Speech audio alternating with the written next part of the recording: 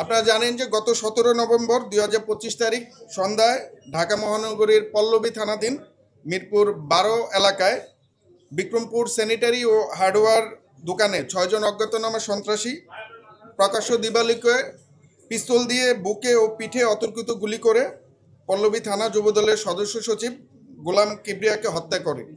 ঘটনার পরপরই র্যাব 4-এর আবেদনিক দল ঘটনাস্থল পরিদর্শন করে এবং সেখান থেকে সিসিটিভি ফুটেজ এবং আনুষঙ্গিক তথ্যাদি বিশ্লেষণ করে ঘটনার রহস্য উদ্ঘাটন এবং জড়িত আসামিদেরকে আইনে আওতায় আনার জন্য ছায়া তদন্ত শুরু করে।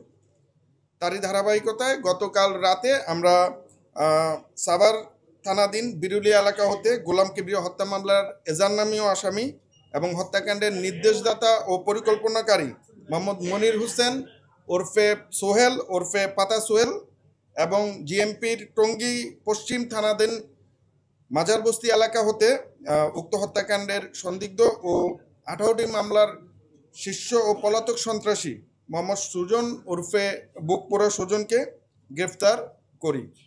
উক্ত ঘটনার পিছনে আমরা রাজনৈতিক কোন্দল এবং আধিপত্য বিস্তারকে কেন্দ্র করে উক্ত হত্যাকাণ্ডটি সংঘটিত হয়েছে বলে প্রাথমিকভাবে ধারণা পাই।